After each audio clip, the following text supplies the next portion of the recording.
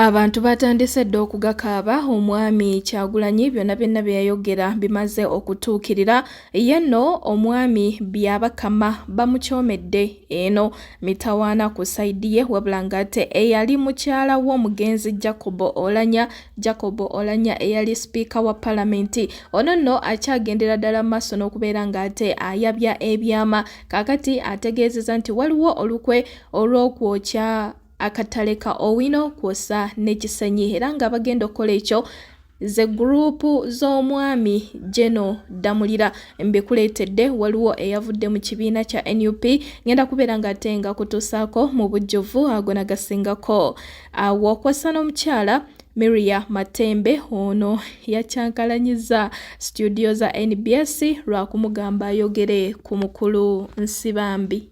Oliku Essie News UG kansuubire nti muli bulungi mujje baleko gyonna gye mukwasaganya eyo. Wabanga tonnaba ku subscribinga notification bell giseeko videos zino zijje gy'oli mu budde. Alsage Construction Company webali okubeera nga tebakuzimbira. Osobola okuba ku namba y'essimu gy'olabaawo ku screen yo oba osobola okubeera nga owereza message ku WhatsApp. Balina office esangibwa Mengo opposite sa Apollo. Katutandike n'omwami ono Ssentongo Emmanuel Payasi ono nga yavudde mu kibiina kya National Unity Platform era nga bino bye bigambo oba ebbaluwa gye yakoze nga tannaba kubeera ng'ate ekibiina akyabulira. Ono avuddeyo n'abeera ng'ate agamba nti okulangirira okutongole mbalamusizza mwenna bannayuganda bannange oluvannyuma lw'okwekenneenya okulowooza awamu n'okufumiitiriza ensazeewo mu bukkakkamu okuva mu kibiina ky'ebyobufuzi ekya National Unity Platform NUP mbagirawo kulwa Katonda n'ensi yange Honorable Ssentongo Emmanuel Payasi omunoonyereza. Byebyo ebigambo bye ate byayogedde ng'alekulira ekibiina ekya National Unity Platform.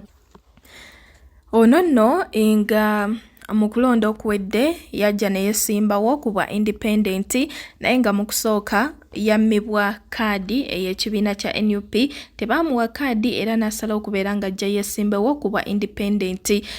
Mu kwesimbawo ku bwa independent yafuna obululu 407 kale newankubadde era Busiro North munnakibiina kya NRM ye yawangula naye nga ono omwami Ssentongo Emmanuel avuddeyo n'abeera ng'ate abategeeza nti avudde mu kibiina kya NUP mu butongole newankubadde era yali yava ku mateeka g'ekibiina najja n'asalawo yeesimbewo ku bwannamunigina naye nga abategeezeza nti ekibiina kyabulidde mu butongole era takyali munnakibiina kya NUP wegamba temuddamu okumulabayo ne mugamba kale ono wa NUP biki bino nabiri ekibiina kivuddemu mu butongole temulina kye mugamba. Kaakati nno batandise dda okugakaaba bannayuganda naddala abo abasuubuzi KCCA be yagambye okwabulira ebifo ebimu mwe babadde nga bakolera mu bumenyi bw'amateeka. Ono ye amaziga mayitirivu nnyo akatambi kaakano ate tugende mu maaso.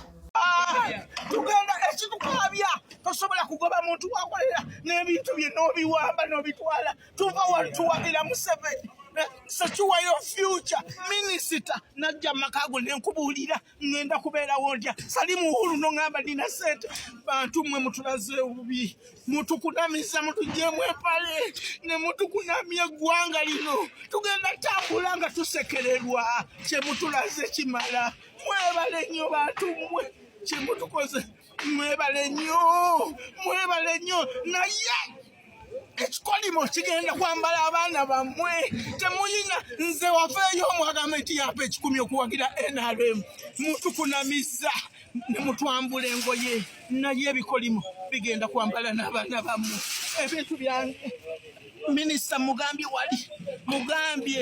Idi bamunyanjulira buli ku mukolo gwa president ne bamunyanjulira anteekerewe nina okubeera mututeekereteekere we tulina okubeera fe tetulina buzibu abaana bange ngenda baliisa ki omwana wange tagenda kuddayo ku ssomero tannaba kuddayo ku ssomero. Minisita mbadde makaago essaawa eyo walinya nanyonyi ne mwebale mutukunamiza nnyo yeno secure your future.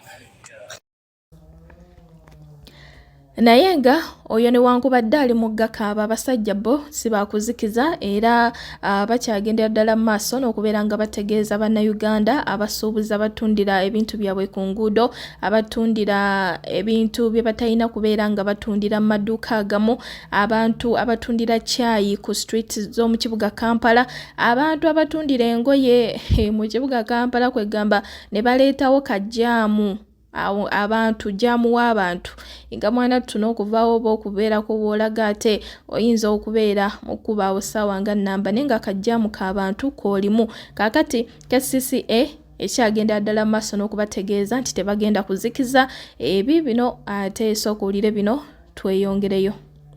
Tewali agenda kusigala mu kapoloti konna, tewali agenda sigala ku kapaaki konna. Ebyennyanja tebitundirwangako ku mini price. Mini price si ya matooke na Bugabo Road si ya kocha gonja. Genda mu wino, genda gye tukulambise otunde ennyaanya Nakasero, mini price girika abatunde engoye bakole ki? Batunde. So tebabalimba. Era gwe tunaakwata nga awaayo 10 akiwaddeyo n'agwe bakiwadde kitali ebalinzi. Omulamuzi alirwedde wali mu dakika 5 gwe nga tukusiibula emyezi 6 ng'ogenda otulimira kasita n'enkuba yiino etonya. Era nina essanyu okubategeeza abasuubuzi bangi abaafuddeyo ne bejja bokka ku nguudo olw'okuwulira okugendera n'ekyo minisita wange kye yabalambika.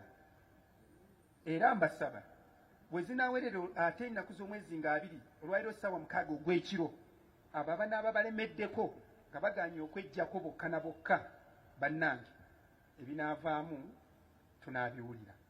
Naye nga nina essanyu okubategeeza tugenza okujja ng'ebitongole bingi eby'amawulire ku mitimbagano gyabwe balaga ekibuga ekyeyagaza okutambuliramu. Era nva wano ngenda kutambulayo ne ku bigere kubanga ekintu kiteredde nga bwe tubadde tukirowooza.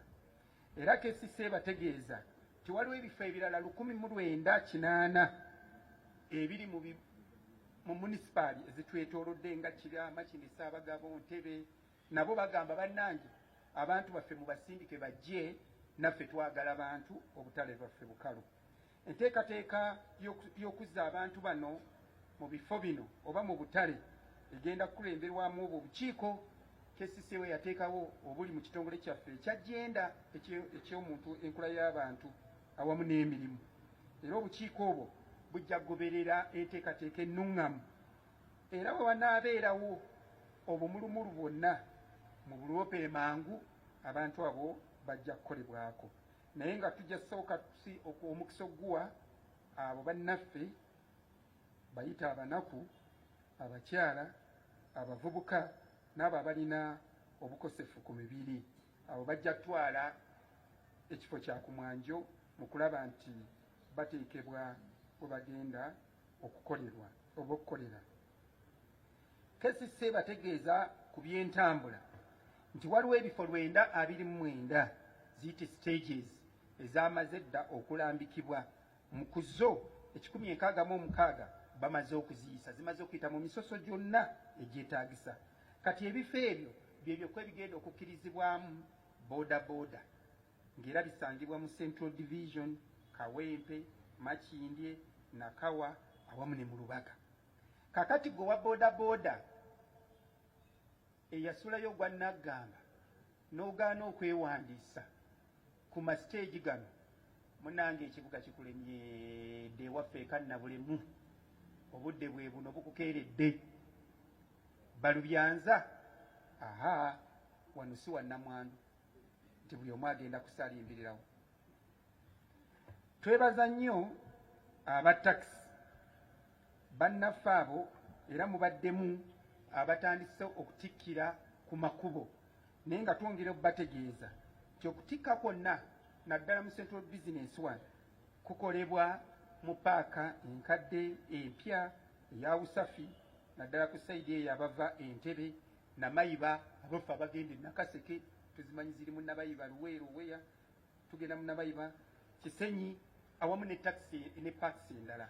Tulina parks 19 mu kibuga.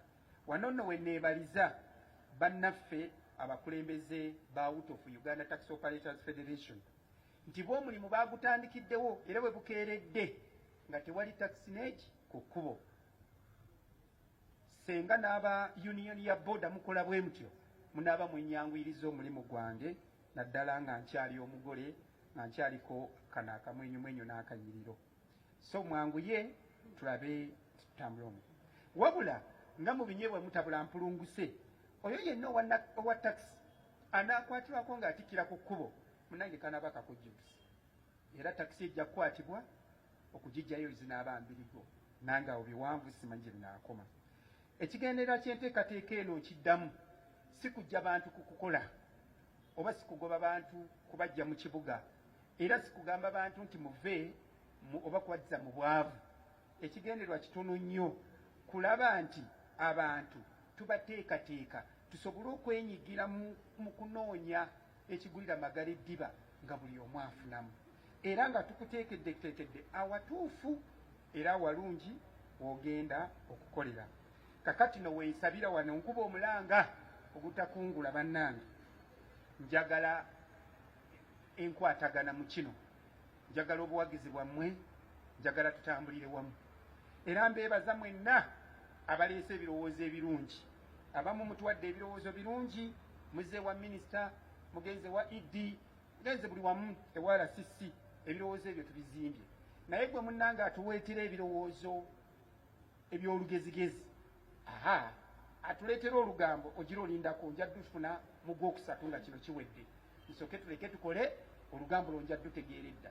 Naye mutuwa olugambo oluzimba ndwagala.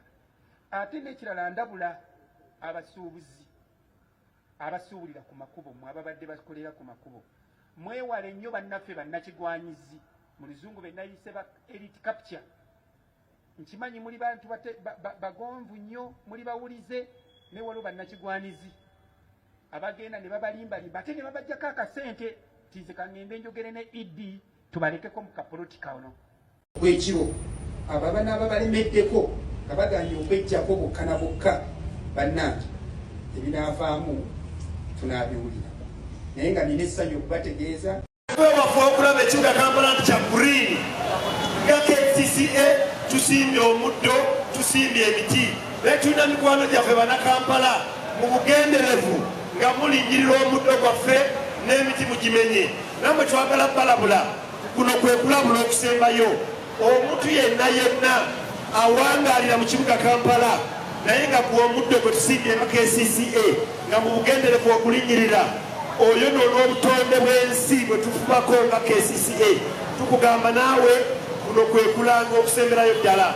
so tetwagala saawulidde saategedde mikwano gyaffe tubasaba tuwa bannange ziweddeko tubeere ng'ebifo ebimenya amateeka tubyamuka abakola ebyobusuubuzi wakati mu nguudo abakola ebyobusuubuzi nga mukolera ku mbalaza z'amaduuka abakoze disipule ate nga mufulumiza ebyamaguzi maduuka ate nga mukoze maduuka malala ku mbalaza z'amaduuka gammwe tubagamba kimenya mateeka abatunda ebyokulya nga mukumya esigiri mulina emiriro muteesa emiriro n'esigiri ku mbalaza z'amaduuka wakati mu makubo tubagamba ate mwe balabe ba Kampala abasooka tujje ebyokulya tujje emiriro ku nguudo za Kampala tweyunire obutale abatalina ssente zipangisa maduuka tubagamba tulina obutale bwa gavumenti obutale bwa gavumenti okwetoloola Kampala yonna division ez'enjawulo ebifo mu butale bya bwereere tubwogenda mu katale ekyetaago genda n'endaga muntu yo bwogenda n'endaga muntu yo buuza obukulembeze bw'akatale abakulembeze b'akatale aba KCCA aba gavumenti abali mu katale mukoona wawesimbidde bagenda kuyisa mu mitendera bagenda kulambika utya biki byolina okukola okufune ekifo ate ekwano gyaffe Shay Ashurafu musomi wa dduwa namba y'essimu ku screen yo aweri mukubireko obulamu ajja kubeera nga bukutereereza n'edduwa Ssempeebwa Property Consultants Limited tutunda ettaka osobola okuba ku namba y'essimu gy'olabawo ku screen yo oba osobola okubeera ng'oweereza message ku WhatsApp. Tuyina poloti ku nguudo ezifuluma n'okuyingira ate ekibuga Kampala. Kaakati mu ngeri emu bano baatandise dda okukola omulimu ebipande babijjayo tebaliiko ndi kino kya NRM kino kya munnakibiina kya NUP babijjayo mu ngeri y'okubeera nti balongoosa ki ekibuga sooka olabe mbeera nga bweri ate tweyongereyo. Sawa ngamukyala nite tutandise okwelula ekibuga kyonna okulaba nti ebyo byonna ebiri mu nkubo ebiri mu mbalama z'ekkubo ebiri ezaali ennimiro oba ebimuli ebyali ebimuli bya kesiziyo ekkubo wakati byonna tubijjamu era twatandikira tumugusizza Namirembe Road watandikira era tugenda kutwalira ddala paka Namirembe waggweeyo ate ne ku Ssebaana ate ne ku Benitula olabe nti ekifo kino tekiriimu kintu kyonna kikulira abantu kutambula temuli kintu kyonna okukyasuubulirako era kibeere nga ekifo kiri mu buseeto abantu batambula butambuzi era tebalina kino.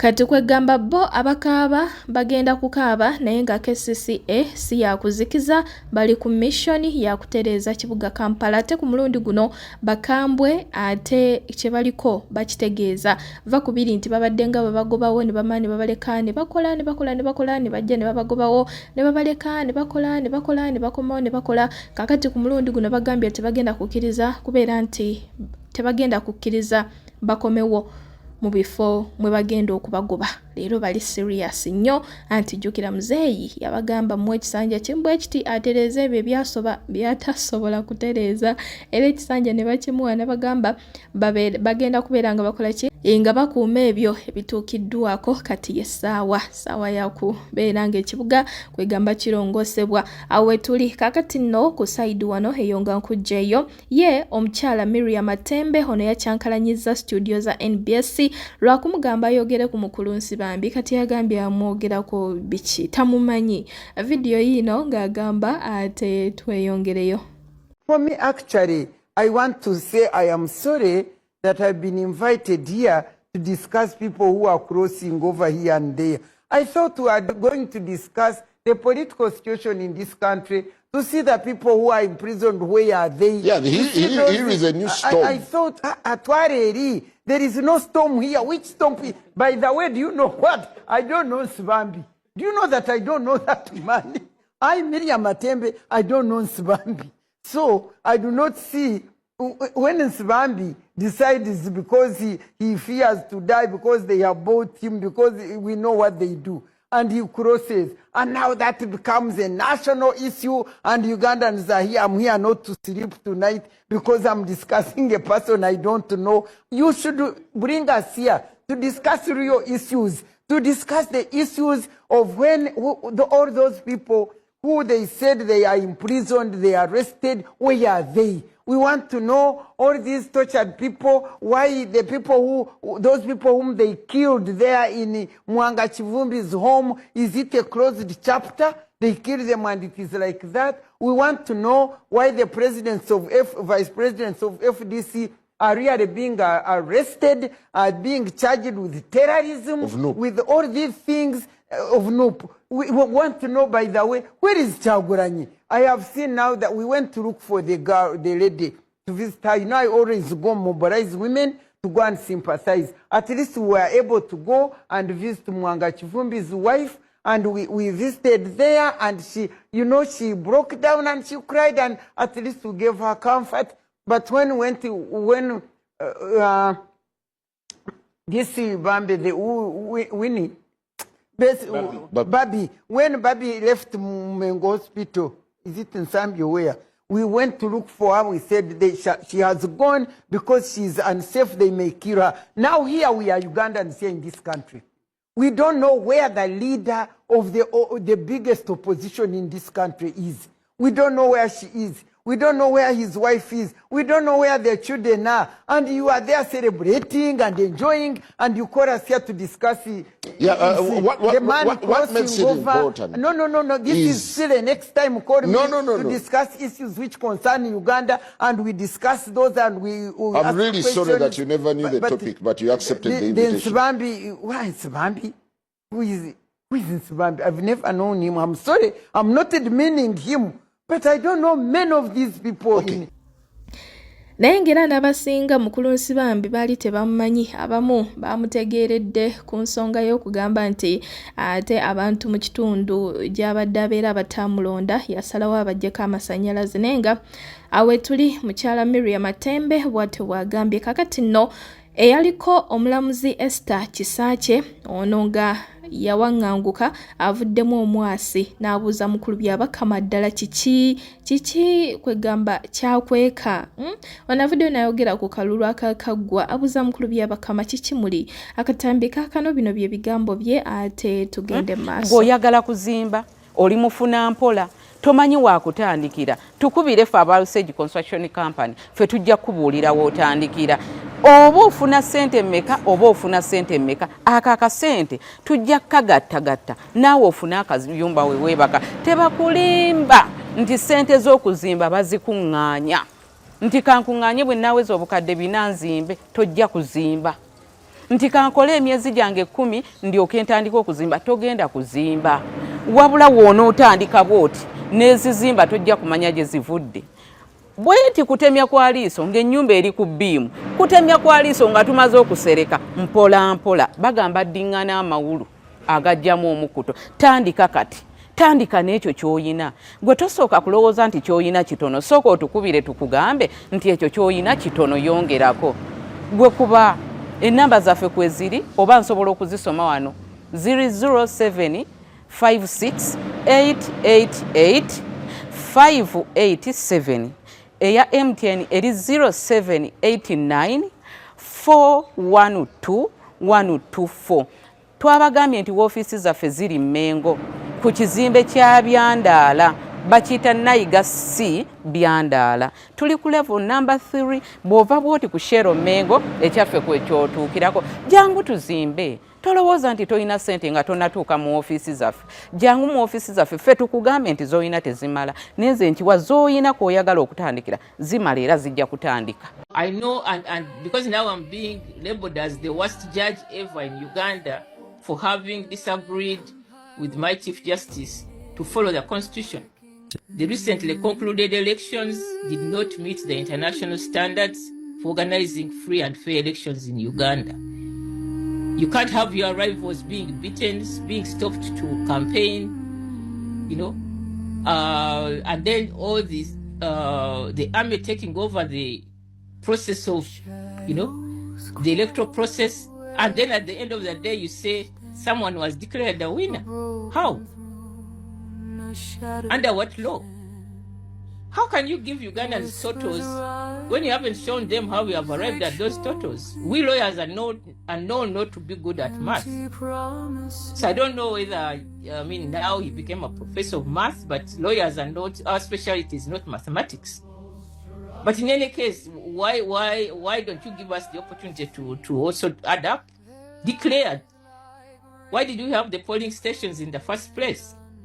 If we are not going to follow that, how can it be that when we are voting, we have polling stations, then at the tail end of the results, we have your totals? A copy of the results, declaration forms are supposed to be left at each polling station. But some of these polling stations were put in, some were put in roads, schools, open spaces. So where were those copies pinned? So how can those results be valid?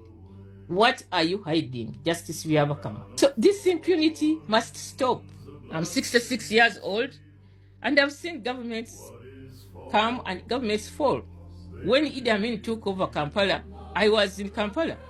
You have the leader of a national political party, who cannot live in his home. But how can we claim we have the rule of law in Uganda when you can, armed soldiers can, or armed people in uniform, whether army or police, can just go and decide to create a military barracks in the home of a Ugandan citizen, even if he's the head of a political party. Even when we are doing investigations, you don't have those rights. And for how long do you cordon off if there's a crime, but there's no crime, but we have camped there because we are, we are in leadership. These things must stop. So if the soldiers on the ground have removed their names, and we can't get them, we know the name of the Inspector General of Police. And we are the ones who know the law should now put pressure on the Inspector General of Police to account why we have a roadblock in front of Robert Kyagulanyi's house, violating the rights of not only Robert Kyagulanyi but all the owners in the area. How can you camp on the private property of a Ugandan citizen? Political prisoners should not be. Nobody should be imprisoned for their political beliefs. There is no society I know under the earth where people believe and think in the same way. But peace which comes at the cost of violating the rights of Ugandans or some Ugandans is not peace. We all have a right to enjoy peace. You can't say for us we have peace, let those ones not have peace. Where are they going to go? That's why I said if you don't want them, cut off a part of Uganda so that the rest of us, some of us who believe we can talk to others who don't agree with, maybe we will live in Western Uganda, Western or Eastern, I don't know. But let's just divide Uganda into two. The one where those who believe, lock up everybody, take over anybody's house, camp wherever you want to camp, kill whoever you want to kill. Let them live in one part of Uganda. When terrorists are being picked up on the streets and the soldier is the court. You are walking, you're a terrorist, and you should be shot dead. And then the report is made on Twitter. They are going around and they are threatening, Uganda Communications Commission is issuing a communication to radios. Why don't you want Ugandans to voice their concerns about how this process was conducted? I know, and because now I'm being labeled as the worst judge ever in Uganda for having disagreed with my Chief Justice to follow the constitution. That has earned me, you know, the tribunal I'm supposed to be facing. And I'm like, why are you wasting time? The real problems in Uganda are corruption. We have judicial impunity, judicial corruption, and corruption by other public officials. We have public scandals, you know, that go on uninvestigated. I saw the government of Idi Amin fall. I saw the government of Obote fall.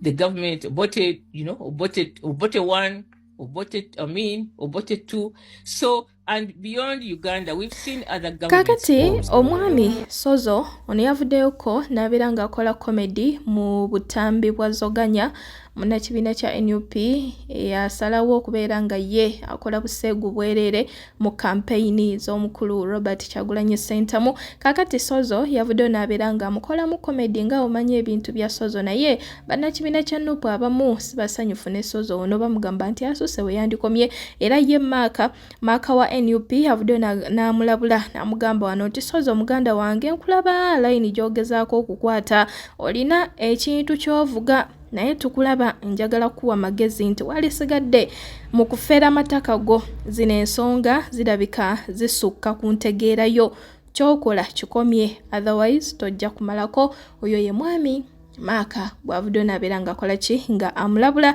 Naye ng'eruyi wano eyali mukyala w'omugenzi Jacob Olanya, eyali mukyala we omulala, ng'omukyala ono tali mu Uganda. Omukyala ono ayina ebintu byayogera ennaku zino, ayina bwino gwaleeta mukambwe ddala.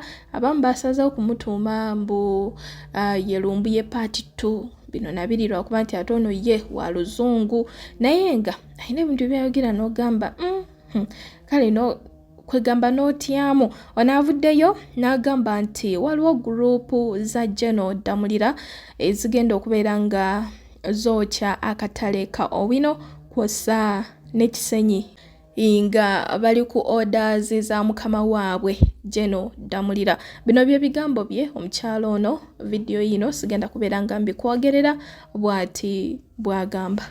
Quick security alert to give you. Anybody, especially in Uganda,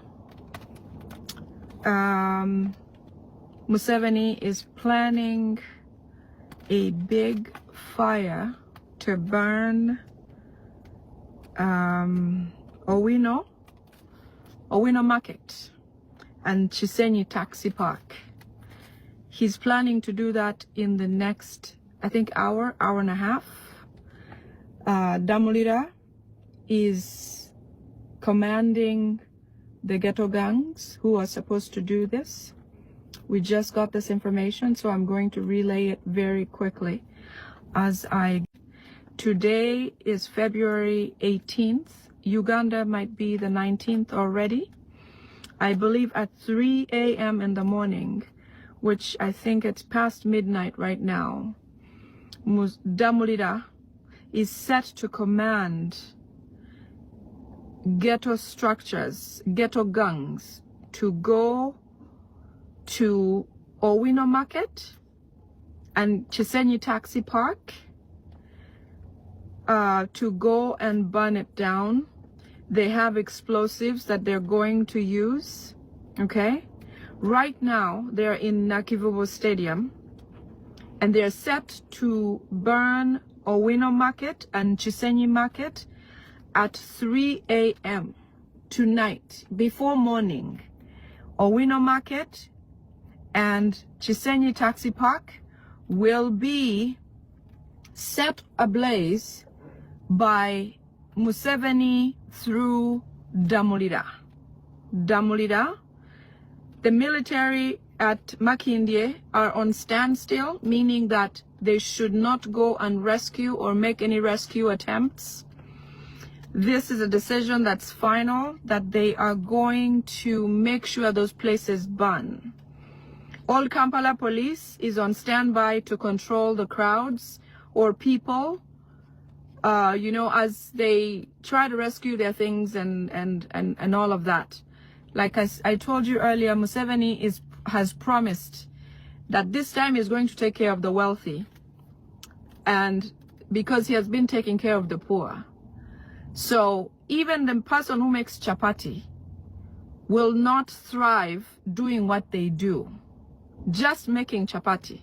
He will make sure that even access to flour is too much. Too much, it will cost too much, or they will charge too much for wherever they have to practice or do their, you know, put their stands and things like that. You have seen KCCA already come out to do, to make it difficult for business people to operate in Kampala City. So pass the message on. This is a very, very, very important security alert. Damulira with the ghetto structures or the ghetto gangs are going to attack and burn down Owino Market and Chisenyi Taxi Park tonight, maybe 1 hour away. It is set to happen at 3 a.m. The people who have the explosives are in Nachivubo Stadium, the stadium of, what is his name? The wealthy man, the supposed wealthy man who manages the Museveni's wealth. Ham.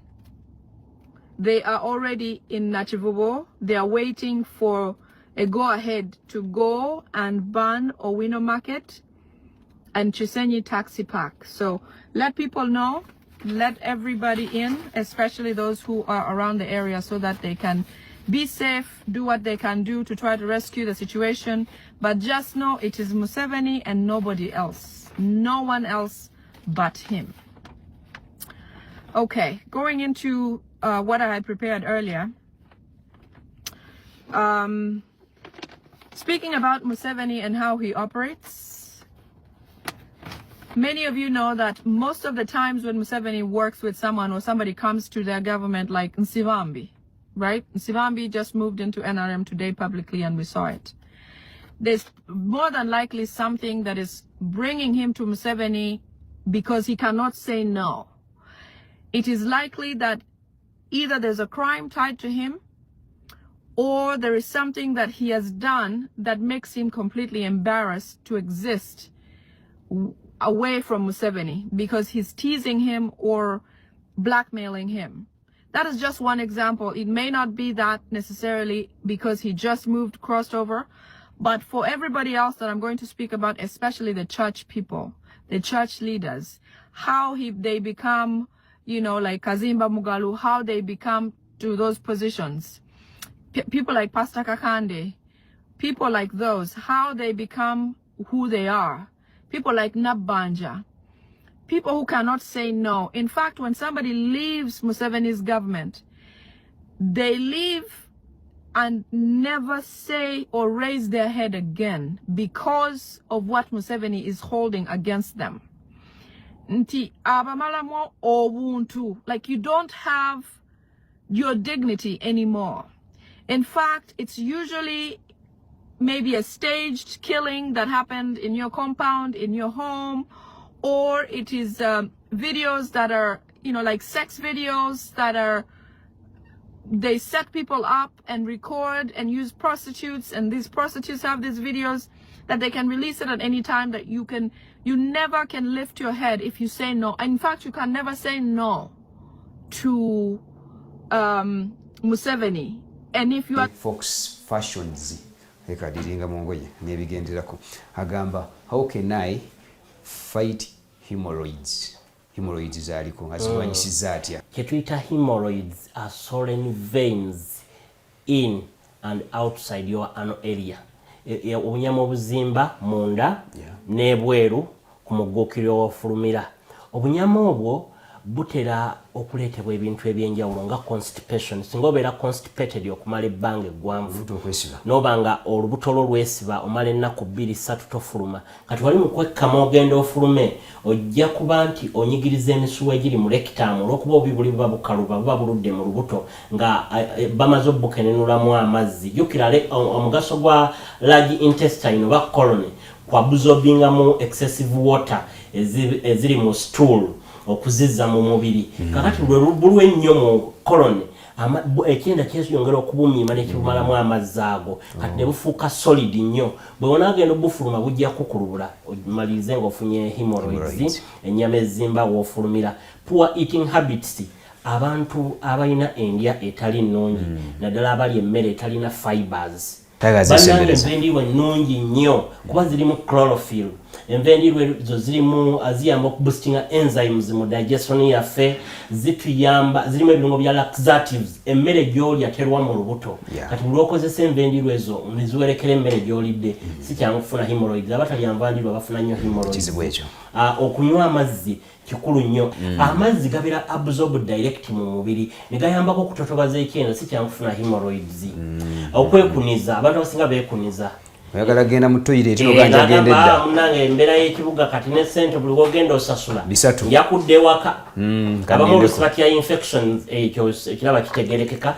Naye mutambule ne disinfectants wano ku Biva Organic weziri. Akadagala ko spray nga ku toilet nga tonabasitamawo kakuyamba okutta obuko obutafuna candida obutafuna UTIs ne other genital infections.